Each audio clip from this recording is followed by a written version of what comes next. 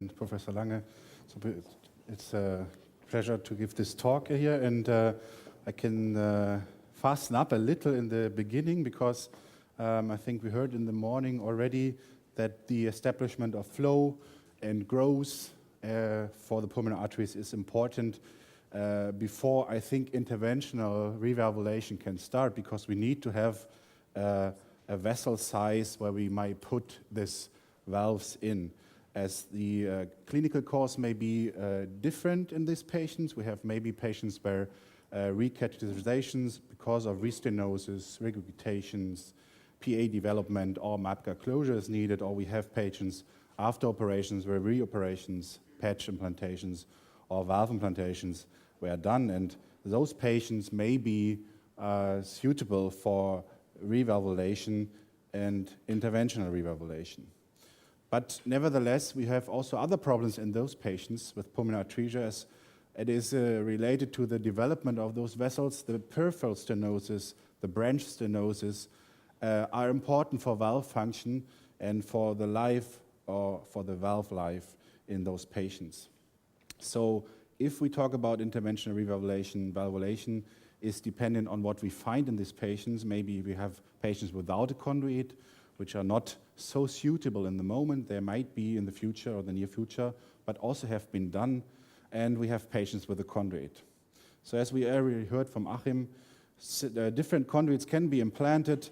And I just want to make an overview of those because I think they really influence the interventional strategy in those patients and also the timing. Those valves can degenerate, they can calcify, they can dilatate, and they can also have some kind of inflammatory reaction. So those patients might undergo or be suitable for revalvulation interventional. Indications is different in patients with symptoms or with symptoms, symptomatic patients, IV systolic pressure over 60 maybe, or moderate to severe regurgitations. They might differ in asymptomatic patients where I may have some other symptoms, or we have rhythm disturbance, or we have increase of size of the right ventricle, or we have a right ventricle pressure increase over time. So is there a controversy about now the patients where maybe we have to do revalvulation? I think not, because there might be a good team which can talk about the problems in these patients, reoperations before, and make a good strategy. Interventional revalvulation is a possibility which we nowadays have. It's a little description problem, but I think it's a minimal invasive thing. We can do it transfemoral, we can do it transjugular. We have different valve sizes now. We have we need a pre-stenting in those patients, and we can redilate maybe these valves also if they are implanted later on. We have valve-on-valve possibilities, and we have maybe still a shorter hospital stay, but I think this is maybe in a change. So there are two valves available now in the moment. There's melody valves. I think everybody most likely know this valve. Developed in 2000, comes really in clinic in 2006, and have now nearly around 7,000 implantations reached maybe this year. And we have the SAPIEN valve, Edwards SAPIEN valve, which has a pulmonic certified valve, and we have the really fast development in this sector because of the TAVI implantation, so we have a choice in those valves. We have the melody valve, which has a jugular vein of the bovine. We have this implemented in the CP stent, and we go crimp this valve on a balloon system and can implant this. I think we have a range for this valve normally around 18 to 22, but we have some extreme, or so let's say go over those limits. We have maybe also a competent valve in the range of 14 or 16 to 24. SAPIEN valves are, as I already mentioned, they're different now. We have SAPIEN pulmonic. On the left side, we have development of XT, and we have now what we use in the moment is a SAPIEN 3 already. It's crimped with a machine. It's visible on the left side, lower left side, and it's a pericardial tissue and a stainless steel. It has a lower profile according to the introduction of the sheet. now goes on 14 to 16 French, temporary 14 to 16 French, and it has a size range of around 23 to 29, or a little, let's say, also extending those limits, 20 to 29.5. So we have done, until the end of 2014, 170 valve implantations. There were 163 pulmonic and 7 tricuspid valves. We have around 20 to 25 valve implantation each year. We have a different profile of patients, but the majority patients are fellow patients. We have ROS patients, and we have DORF and TGA patients with pulmonary stenosis, and most likely also have a conduit. And we have pulmonary atresia patients where we had done a correction in those patients, where we have vasculature, and those patients also need a revalvulation. And we have some other patients here. Most of our patients had a conduit. Homograft were nearly around 48%. We have contigra hydrograft, 31%. So we have nearly around 80% with the conduit. But we also had other valves, and we had some patients where we only had a patch or a native structure, or maybe a residual valve, where we could also implant a valve. So I just want to give you some patients examples. Pulmonary atresia patients, 12-year-old, already 3 operations, 1 catheterizations. The last valve implantation, 2004, with a 20 millimeter Toronto. Now the valve life of this valve is 9 years. Increase of right ventricular pressure, decreased ventricular function, arrhythmia. And we see the problem of this valve is we can see the calcified valve, but also stenotic valve in the typical region. We can see that this valve has a decrease of diameter in the lower part, also in the region of the RVUT. And what we normally do is then that we do a sizing to see if valve implantation is possible in accordance to the diameter and in accordance to the coronaries. The coronaries are the most frequent limitation not to put a valve in, because they might be compressed, as most likely also everybody knows here. But if the sizing ballon shows us a smaller diameter and we have not reached maybe the limit what we have with the valve, we can do also a dilatation of this valve to see if the diameter which we wanted to have is also appropriate in regard to the coronaries. Then what we follow is that we do the pre-stenting in this valve. You can see on the left side, this is CP stent, covered CP stent. If this is then they are placed, we can redilate them to an appropriate diameter and put the melody valve, which is on the right side, in the position of this stent. This is the next slide. You can see the melody should most likely be in the same position of the stent. And from the left side to the right side, we can see also a post-dilatation of the valve to see that it is residual gradient free and has a good function. So the second example is also pulmonary atresia, VSD patient, 31-year-old, 3 operations, 3 catheterizations, but 1992, the last surgical valve replacement, homograft, so a good valve life of 21 years. Again, decreased IV function, pulmonary stenosis, regurgitation, rhythm disturbance, and we had increased right ventricular pressure. And we see that what most likely is seen in patients with homograft, we see these calcifications, and with this calcification, a degeneration of the valve, and we can see that it is a really big region where we can see all the calcification. And those patients have also undergone intervention in the pulmonary arteries and the branches. We can see stents and we can see some kind of coils. So that was the reason for the prior interventions. And this patient again was evaluated for the valve with the sizing and the sizing balloon. We can see how hard this calcification is in regard to a really compliant balloon, which just shows us, it gives us an impression where we should anchor maybe the stent, where we should gain size on this patient, and again to exclude maybe coronary compression. What we not do in this patient is make a little more stronger dilatation, because this calcification can have a really important leakage then. So we have, again, the pre-stenting in these patients.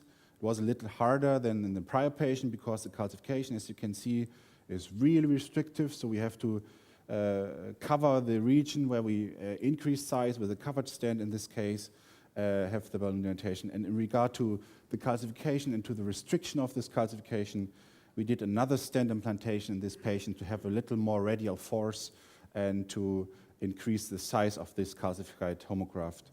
And you can see it here.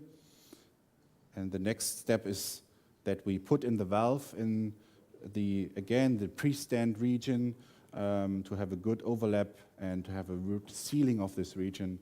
And afterwards, to make the post-dilatation, then with a high-pressure balloon, as you have a sealed region, a sealed calcified homograft, which you now can increase and weight. And you see there, this is an Atlas balloon, which goes most likely then to 14 or 16 or 20 atmospheres, where we have to have this force to gain weight. And we see that this stent is now expanding in regard. So melody valve is in place. We have a good valve function, and we see that this region is most likely stenosis-free. As Achim already mentioned, also the valve or the prior valve implantation is important for our strategy. We can see here a Carpentier-Edwards valve, which has already what we need, a pre-stenting, let's say. We have a stent construct where we just have to put the valve in. This is really nice, and those valves are also nice because we can maybe increase size of the valve also. So we have a good landing zone in those patients, and if these valves are degenerating over time, we have a possibility to revalvulate this patient interventionally really easy. So valve and valve is a construct also. We have 12 patients, Melody and 10 patients, and Sapien in Melody also. Reason is mostly restenosis or stent fracture in the earlier time, most likely, and recoil or endocarditis. And I just want to point out that some also surgical implanted valves are not maybe in the moment possible for revalvulation interventionally because those who dilate really easily or really fast. In this case, this was a 14 millimeter conticula in a patient's pulmonary atresia, and this was dilated to 28 or 29 millimeters in 3 years. And this is a size where we have a limit in the moment for interventional revalvulation. And I think the main problem in those patients is that the peripheral stenosis or the central stenosis are influencing this valve function. And as the conticula is a really soft valve, a venous valve, it can really easily dilate and then have a dysfunction in regard to this dilatation. And I think in these patients it is important to check the peripheral or the central pulmonary arteries for restenosis, which has to be treated also appropriately to also improve valve function, maybe surgical or implantable valve. So limitations of this revalvulation is size conduit or RVT conduit size of 29 millimeter. Native outflow duct is still a challenge because it's dynamically moving and the size increasing. And the risk of coronary compression is also an exclusion. Another thing is that we have patients, maybe this is a pulmonary artery patient, where we have done a just interventional approach, and you see a lot of stents there, but if those stents have to keep the right outflow tract open, I think this is a limitation in this patient because the right outflow tract will always push against the stents over time, and I think this is not a good construct if you have to seal this outflow tract with the stents over time, and we can also see in those patients that the stents get fractures and the fractures might move away. So I think those patients where we have to fight against the outflow tract may be not suitable. Endocarditis is a reason maybe to also explant those valves because they might get destructed, and we don't know what's happening if we put another valve in those endocarditis or infected valves.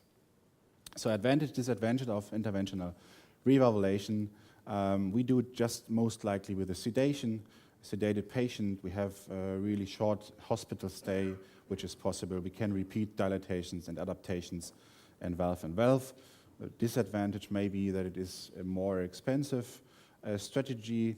It is difficult in patients with vascular complications. So one other point is, what is the perfect valve? It is the valve which is not degenerating, which has no calcification, no dilatation, no infection. It is homologic, and it has a long-term survival. And maybe we have this valve in the near future, as Boris Schmidt and the Life valve construct is working on this valve. They're developing a polymer scaffold, which is on a nitinol stand, which is then in the future should be a biodegradable stand. This shows growth in the valve bioreactor over weeks, and then a decellularization, and this can be stored. They're working on this since 2009. They have done 60 implantations in animals, and we hope that we can expect maybe first in human in the near future. I can show you this valve it's loaded on a constructed system for this valve, and you can see it is here in an animal, which is a sheep, and this is quite problematic. That you see that this is a 180-degree curve, which you have to take into account if you do it from the jugular approach in these patients. But you can see they do manage this curve and put the valve in the really nice position of the native pulmonary artery, pulmonary valve. After looking for this valve, you see that the endothelial and mesenchymal cells grow in this valve, and they really try to take over the position of the prior cells and maybe also remodeling this valve. And if this maybe is possible to see that the valve is also function over time, that might be a really good construct of a growing valve. So in conclusion, so the optimal valve, I think, has not been yet developed. We still wait on the valve, as I already mentioned.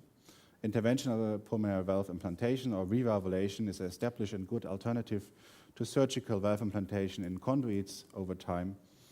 The stent preserves, most likely in those valves, valve dysfunction, and most likely that from dilatation, calcification, or stenosis.